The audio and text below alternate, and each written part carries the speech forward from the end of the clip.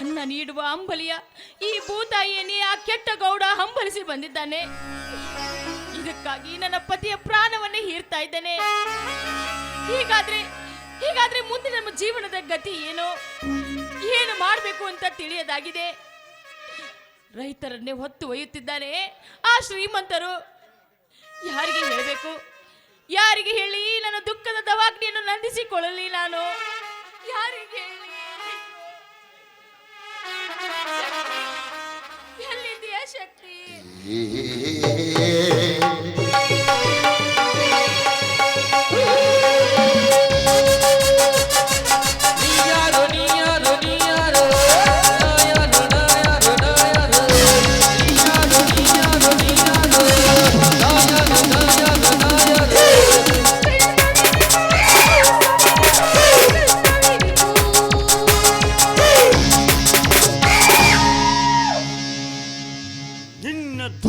ಧಾವಾಗಿ ನಂದಿಸಲಿಕ್ಕೆ ಅರೆ ನಿಮಿಷ ತಡೆಯದೆ ಇಂದ್ರನಾಗಿದ್ದಾರೆ ಇಳಿದು ಬಂದೆನು ಗಂಗಾ ದೇವಲೋಕದಿಂದ. ಬನ್ನಿ ಮ್ಯಾನೇಜರ್ ಸಾಹೇಬ್ರೆ, ಆದಷ್ಟು ಬೇಗ ನಿಮ್ಮ ದನಿಗಳು ಸುತ್ತಿ ಹಾಕಿದ ಬಂಧನದಿಂದ ಪಾರು ಮಾಡ್ರಿಯಪ್ಪ. ನನ್ನ ಗಂಡ ಯಾವುದೇ ರೀತಿ ತಪ್ಪು ಮಾಡಿಲ್ಲ. ನಾವು ಯಾವುದೇ ದುರಾಲೋಚನೆಯನ್ನು ಇಟ್ಕೊಂಡವರು ಅಲ್ಲ. ಆದ್ರೂ ನಮ್ಮ ವಂಶವನ್ನೇ ನಿರ್ವಂಶ ಮಾಡಬೇಕು ಅಂತ ನಿಮ್ಮ ಧ್ವನಿ ಹಠ ತೊಟ್ಟಿದ್ದಾರೆ. ನಿಮ್ಗೆ ಕೈ ಮುದುಕಿ ಹೇಳ್ತೀನಿ ಅಪ್ಪ, ಕರುಣೆ ತೋರಿ ನನ್ನ ಗಂಡನನ್ನು ಬಿಡಿಸ್ಕೊಡಿ. ತಲೆ ಬೀಸಿ ಹಿಡಿದ ಬೇಟೆಗಾರನಿಗೆ ನೀನು ಇಷ್ಟು ತಿಳಿಸಿ ಹೇಳುವುದು ಗಂಗಾ? ನಿನ್ನ ಗಂಡನ್ನು ರಕ್ಷಣೆ ಮಾಡಿ ನಿನ್ನನ್ನು ವೀಕ್ಷಿಸುವುದಕ್ಕಾಗಿ ಆ ಬ್ರಹ್ಮನನ್ನು ಇಲ್ಲಿಗೆ ನಿರ್ಮಿಸಿ ಕಳಿಸಿದ್ದಾನೆ. ಬಟ್ ಆ ಗೌಡ ನಿರ್ಮಿಸಿದ ಮಾಯಾಪಂಜನ್ನು ಸದೆ ಬಡಿದು ನಿನ್ನ ಪತಿ ರಾಯನನ್ನು ರಕ್ಷಣೆ ಮಾಡಿ ನೀನು ನನ್ನ ಮಾತಿಗೆ ಒಪ್ಪಿ ನಡೆದರೆ ಮಾತ್ರ ಸಾಧ್ಯ. ಅಂದ್ರೆ ನಿಮ್ಮ ಮಾತಿನ ಅರ್ಥ ಇಷ್ಟು ತಿಳಿಲಿಲ್ಲವೇ ನಿನಗೆ? ನಕ್ಷತ್ರಗಳ ಹೆಸರಿನಿಂದ ಉದಯಿಸಿ ಬರುವ ಮೇಘರಾಜನ ಹನಿಗೆ ಈ ಭೂತಾಯಿ ಅಂತೃಷ್ಟಳಾಗಿ ಸುಖ ಹನಿ ಹನಿ ರಾಶಿಗಳಿಂದ ಸುಖ ಹೊಂದಿದಂತೆ ಎಂದು ನೀನು ಕೂಡ. ಅಂದ್ರೆ ಹಿಂದೆ ನಿನ್ನ ತಾಯಿಯು ಕೂಡ ಬಾಯಿ ಮಂಗ ಆ ಗೌಡನ ಯಜ್ಜನ ದಾಸಿಗಾಗಿ ಬದುಕಿ ಪರನಾರಿಯರ ಶೀಲ ಭಂಗ ಹಾಳು ಮಾಡೋದಕ್ಕೆ ನಿಂತಿದ್ಯಲ್ಲೋ ನೀಚ. ಇವಳ ಪತಿವ್ರತೆ ಹೆಣ್ಣು ಕಣೋ. ಶಿವನಂತ ಪತಿ ನನ್ನ ಕೊರಳಿಗೆ ಕಟ್ಟಿದ ಈ ಮಂಗಲ ಸೂತ್ರವಿದೆ. ಮಂಗಲ ಸೂತ್ರ ಕಣ್ಣ ತೆರೆದು ನೋಡುವೊಮ್ಮೆ ಚಂಗುಲಾಬಿ ಯಂತ್ರವ ಈ ನಿನ್ನ ಕೊರಳಿಗೆ ಅರ್ಪಿತವಾಗುವುದು ಆ ನಿನ್ನ ಗಂಡನ ಸೂತ್ರವಲ್ಲ. ಈ ನಾಗರಾಜನ ಸೂತ್ರ. ಬಿಡದೆ ಬೆನ್ನತ್ತಿ ಕಾಡುವ ಆ ಗೌಡನ ಬಲೆಯಿಂದ ಪಾರಾಗಬೇಕು ಆಸೆ ನಿನಗಿದ್ದರೆ ಘಾಸಿ ಆಗಿ ಬಂದು ಬೀಳುವೆ ಈ ನಾಗರಾಜನ ಬಲೆಯಲ್ಲಿ. ಅಂದ್ರೆ ನೀನು ಕೂಡ ಆ ಗೌಡನ ಜೊತೆಗೂಡಿ ಇಂಥ ಹೇಸಿ ಕೆಲಸವನ್ನು ಮಾಡ್ತಾ ಇದ್ದೀಯಾ? ಮಾಡುವುದಷ್ಟಲ್ಲ ಗಂಗಾ, ಮಾಡಿ ಮುಗಿಸುತ್ತೀರು ಎಂದು ಆ ಗೌಡನನ್ನು ಇಲ್ಲಿಗೆ ನಿರ್ಮಿಸಿ ಕಳಿಸಿದ್ದಾನೆ. ಈಗ ನಿನ್ನ ಹಠವನ್ನೇ ಸಾಧಿಸಿದರೆ ನನ್ನ ಬಲಗೆ ಆಗಿರುವ ನಿನ್ನ ಮೈದುನರನ್ನು ಹೊತ್ತು ಗೌಡಮನಿಗೆ ತರಿಸಿ ನಿನ್ನ ಗಂಡ ನಿನ್ನ ಮೈದನನ್ನು ಕಂಬಕ್ಕೆ ಕಟ್ಟಿ ಮೈ ಚರ್ಮ ಸುಲಿದು ವಿಟ್ಟ ಪುರುಷನಾಗಿ ಮರಿವೆ. ಎಲ್ಲೋ ಹುಚ್ಚ ನಾಗರಾಜ, ನನ್ನ ಮೈದನನ್ನು ಹೊತ್ತೊಯ್ಯುವ ಗಂಡಸ್ತಿಕೆ ನಿನಗೆ ಯಾಕೋ ನಿನ್ನ ಗೌಡಪ್ಪನಿಂದಲೂ ಸಾಧ್ಯವಿಲ್ಲ. ನನ್ನ ಮೈದುನ ಹಿಂಡು ಕುರಿಗಳ ಹಾಳು ಕುಡಿದು ನಿನ್ನಂತ ಬಂಡರ ರುಂಡವನ್ನು ಚಂಡಾಡೋದಕ್ಕೆ ಗಂಡು ಕೊಡಲೆಯನ್ನು ಹಿಡಿದುಕೊಂಡಿದ್ದಾನೆ ಕಣೋ. ನಾನು ಹೇಳ್ತಾ ಇರೋ ಮಾತೆಲ್ಲ ಬಂಡತನದ ಮಾತು ಅಂತ ಒಂದೇ ಒಂದು ಹೆಜ್ಜೆ ಮುಂದಿಟ್ಟಿದ್ಯಾದ್ರೆ ಹೆಜ್ಜೆ ಕಿತ್ತಿಡೋದ್ರೊಳಗಾಗಿ ನಿನ್ನ ರುಂಡ ಮುಂಡದಿಂದ ಬೇರ್ಪಟ್ಟಿತ್ತು. ಎಚ್ಚರದಿಂದಿರೋ.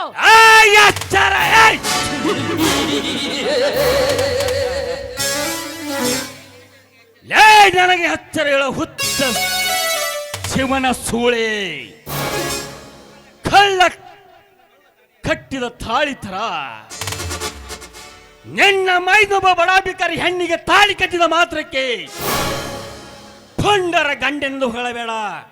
ಹೈ, ವೇಷರ ಪಾಶೈಕೊಂಡು ಬಂದ ಒಂದು ಹೆಣ್ಣಿಗೆ ಲೇ ಗಂಗೆ ಮೋಸ ಮಾಡಿ ಬಂದಿದ ಒಬ್ಬ ಗಂಡಸ. ಏ ಮುಚ್ಚ ಬಾಯ್ನ, ವೇಷರ ಪಾಶ ಹಾಕಿಕೊಂಡು ಬಂದಳು ನನ್ನ ತಂಗಿಯ ಯಮುನೆ ಎಲ್ಲ ಕಣೋ. ಗಂಗೆ ನಿನ್ನ ತಾಯಿ. ಲೇ ಕೆಟ್ಟ ಸೂಳೆ, ಆ ಸೂಳೆ ನಿನ್ನ ತಾಯಿ. ಲೇ ಗಂಗೆ ಪವಿತ್ರನಾಗಿ ಆದಿರುವ ಗಂಗಾ ಯಮುನೆಯ ಸಲ್ಲಿ ಬಾಳಬೇಕು ಎಂದಿರುವ ಹೇಸಿ ಹೆಣ್ಣೆ, ಹೆಸರಿನ ಕಮಲಲ್ಲಿ ಉದಯಿಸಿ ಬರುವ ನನ್ನ ತಾಯಿಗೆ ನಿಂದೆಯ ಮಾತಾಡುವ ಯಾರಂಡೆ?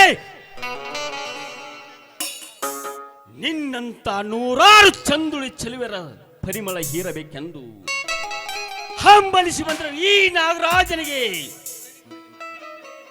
ಕ್ಷಣಿಕವಾಗಿ ಮಾತನಾಡಿದರೆ ವಿಷಕಾರಿ ಹರಿದುಬಿಟ್ಟನೋ ನಿನ್ನ.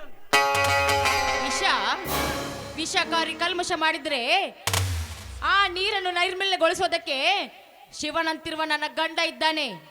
ಹಿಂದೆ ಸಮುದ್ರ ಮಂಥನ ಮಾಡೋದಕ್ಕಾಗಿ ಬಂದಾಗ ಆ ನಾಗರಾಜ ವಿಷವನ್ನು ಬಿಟ್ರೆ ಆ ವಿಷವನ್ನು ತೆಗೆದು ವಿಷವನ್ನು ನುಂಗಿ ಆ ಶಿವ ವಿಷಕಂಠ ಅನಿಸಿಕೊಂಡಂತೆ.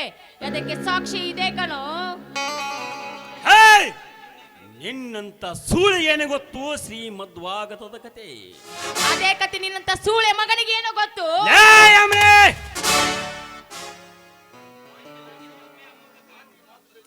ಮಾತಿಗೆ ಮಾತು ಬೆಳೆಸಿ ಕೃಷ್ಣನ ಜಾದು ಆಟ ನನ್ನ ಮುಂದೆ ತರಬೇಡ. ಸೋಮನೆ ನನ್ನ ಮಾತಿಗೆ ಮನ್ನಿಸಿ ನಿನ್ನ ಗಂಡ ಮೂಷಿಸಿದ ಈ ನಿನ್ನ ಸಂಪಿಗೆ ಹೂವನ್ನು ನನ್ನ ಅಡಿಗೆಸಿ ಪೂಜಿಸು. ಇಲ್ಲದಿದ್ದರೆ ನಿನ್ನ ಮೈ ಸುತ್ತಿ ಹಾಕಿ ಕೆಡವಿ ನಿನ್ನ ಸುಗಂಧ ಇರುವನೋ ಈ ದಟ್ಟವಾದ ಕಾಡು ಮೇಲೆ. ಏ ರಾಕ್ಷಸ, ಈ ಹೂವಿನ ಸುಗಂಧವನ್ನು ಹೀರೋದಕ್ಕೆ ಗಂಡನೆಂಬ ಮಕರಂದ ಇದೆ ಕಣೋ. ಅದನ್ನು ಬಿಟ್ಟು ನೀನೇನಾದ್ರೂ ನೀನು ಮೂಸೋದಕ್ಕೆ ಬಂದಿದ್ದೆ ಆದ್ರೆ ಈ ಹೂವು ಹಾವಾಗಿ ಕಚ್ಚಿತ್ತು, ಜ್ಞಾಪಕವಿರಲಿ. ಲೇ ಸಕ್ಕಿನ ಹೆಣ್ಣೆ,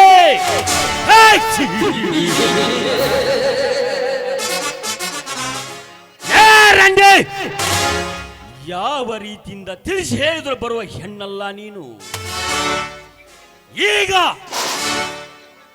ನಿನ್ನ ಕೋಮಲ ಕೆನ್ನೆ ಮೇಲೆ ಬಲವಾದ ಮುದ್ರೆ ಹಾಕಿ ಈ ನಾಗರಾಜನೆಂಬ ಮೂಡಿಸುವೆ ದಂತಾಕ್ಷರಗಳನ್ನು. ದೂರ ಸರದ ನಿಂತು ಮಾತನಾಡೋ ರಾಕ್ಷಸ.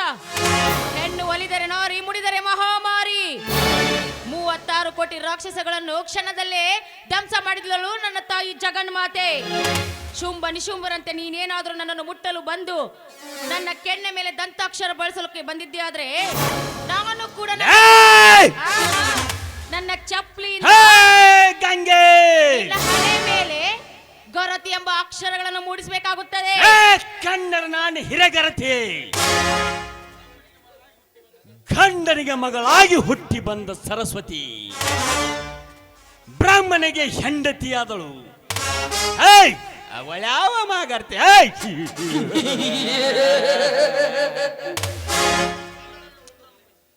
ಗಂಡನನ್ನು ಉಂಡು ಮಲಗಿಸಿ ಮೆಣ್ಣನೊಳೆ ಸರಸ್ವಾಡಿ ಬರೋ ಬಂಡಗರತೆ ಎಷ್ಟಿಲ್ಲ ಈ ನಿನ್ನ ಸಮಾಜದಲ್ಲಿ.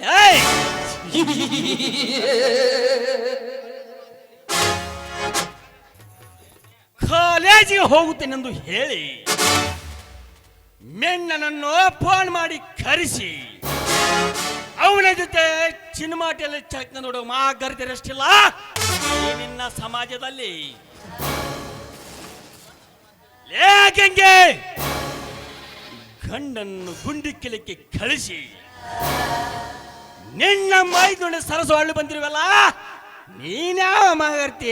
ಕೆಟ್ಟ ಸೋಳೆ ಬಾಯ್ನ ದೇವರಂತಿರುವ ನನ್ನ ಮೈದು ನನಗೆ ಈ ರೀತಿ ಕೆಟ್ಟಗಳ ಮಾತುಗಳನ್ನು ಆಡ್ತಾ ಇದೆಯಲ್ಲ, ಹಾಗಾದ್ರೆ ನೀನು ಎಷ್ಟು ಜನರ ರಕ್ತ ಲೇ ಗಂಗೆ, ಮುಗಿತು ನಿನ್ನ ಮಡಿಕೆ ಕತೆ.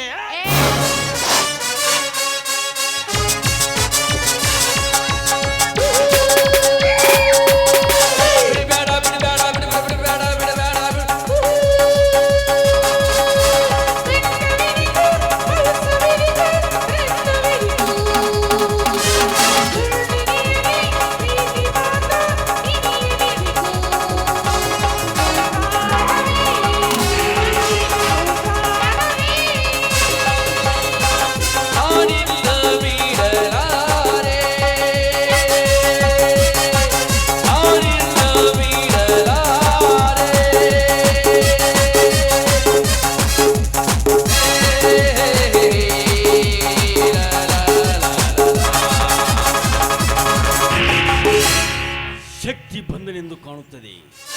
ಈ ಭೇಟಿಯನ್ನು ಮುಂದೆ ನೋಡಿದರಾಯಿತು.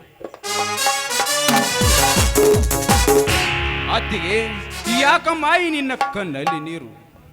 ಈ ದಟ್ಟಡವಿ ಕಾಡಿಗೆ ಬಂದು ನನ್ನನ್ನು ಕೂಗಿದೆಯಲ್ಲ, ಏನು ವಿಷಯ? ಅತ್ತಿಗೆ, ನಾನಿಷ್ಟೆಲ್ಲ ನಿನ್ನೊಡನೆ ಮಾತನಾಡುತ್ತಿದ್ದರೂ ಇನ್ನೂ ನಿನ್ನ ಕಣ್ಣಲ್ಲಿ ನೀರೇ? ಹೇಳಮ್ಮ, ನಿನಗೆ ಬಂದಿರುವ ಆಪತ್ತೇನೆಂದು? ಯಾರಾದರೂ ನಿನ್ನನ್ನು ಬೈದರೆ, ಇಲ್ಲ ಯಾರಾದರೂ ನಿನ್ನನ್ನು ಹೊಡೆದರೆ, ಇಲ್ಲ ಯಾವ ಕೋತಿ ನನ್ನ ಮಗನೇನಾದರೂ ನಿನ್ನ ಮೇಲೆ ಕೈ ಮಾಡಿದನೇನಮ್ಮ? ಹಾಗಿದ್ದರೆ ಈಗಲೇ ಹೇಳು, ಈಗಲೇ ಹೋಗಿ ಅವನಿಗೆ ಬಿಸಿ ರಕ್ತವನ್ನು ಕುಡಿದು ಬರುತ್ತೇನೆ. ಏನು ಅಂತ ಹೇಳಲಿ ಶಕ್ತಿ ನನ್ನ ಕಣ್ಣೀರಿನ ಕಥೆಯನ್ನು? ಸಹಿಸಿಕೊಂಡು ಹೇಳಮ್ಮ ನಿನಗಾಗಿರುವ ಕಥೆಯನ್ನು.